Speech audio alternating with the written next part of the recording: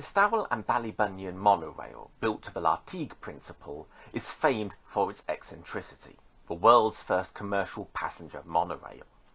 Newman Miniatures is proud to offer a range of 3D printed models replicating this very special railway. The components for these models are regular 3D printed parts, like others in the range, but there's a slightly different construction, with two different ways that the models can be completed. This video is going to explain both of them.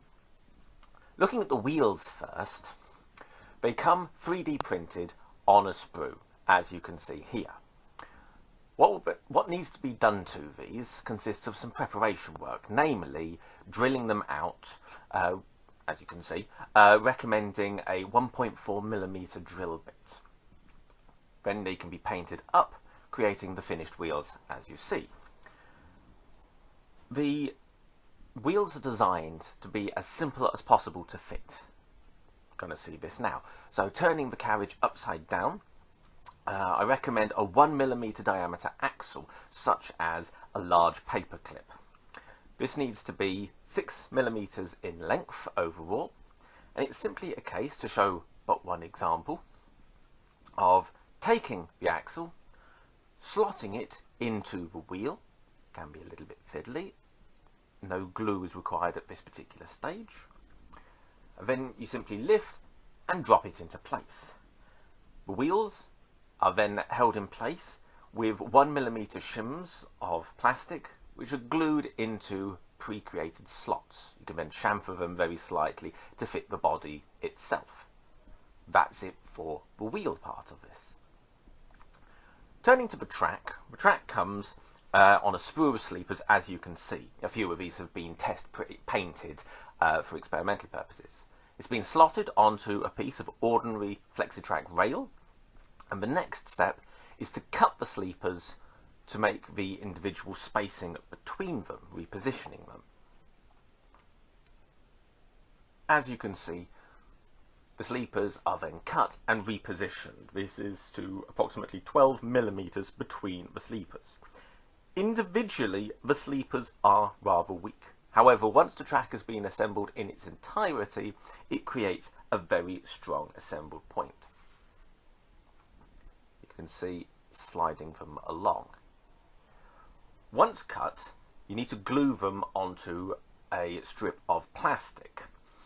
This helps with the assembly process, but it also makes it easier later on positioning the track on a layout or as an item in its own right.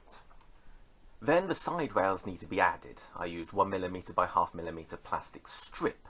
The mounts are already provided. You just need to use plastic glue to fix them above those mounts, hard up against the main legs. Naturally, the clearances under the coach are on the small side. Then add ballast, and the track is complete. This finishes a static model of train and track, but the models are also designed to be fully operational. There are no doubt many different ways that this can be achieved, but the system which I've designed is arguably the simplest, even if it does require careful measuring and fine-tuning. This is what we should be covering now. All of the previous tasks are still necessary in exactly the same way, the wheels, the track, but now we come on to the parts needed for actual operation as a working train.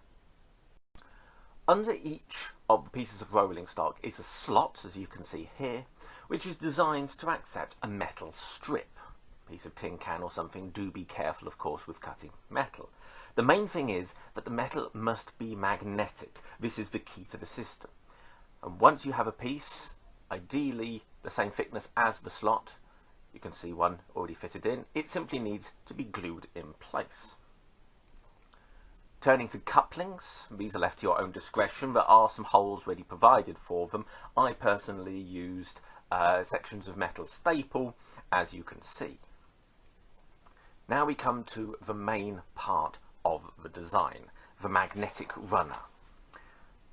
The magnets used here are 10mm by 1mm N50 grade magnets. You'll see in the image there are 14 of them. I later added 4 more in fine-tuning. It should be remembered, of course, that the train and the magnets are not in direct connection. There is a baseboard, there's ballast, there's a small gap between the ballast and the train, and only then the metal in the train itself. The slider the magnets are fixed to is 51mm wide in this instance, but more important is the distance between the piles of magnets, 19mm. There are 2 rows of magnets to ensure an even pull on both sides of the rolling stock, prevent it grounding out.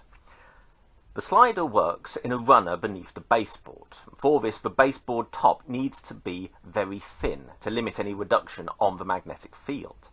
As the baseboard is thin, it therefore needs some structural members, either self-contained, as in this example, or as part set into a traditional baseboard. The track is built as described. Having it separate on a plastic base means that you can fine-tune the position of it relative to the runner to ensure the rail is central, so improve the running capability. Now, as said, after ballasting and such like, my model required more magnets. This is a case of fine-tuning, but equally you should ensure that the ballast doesn't foul the underside of the train. The side rails can also be gently sanded if the train should stick in any place.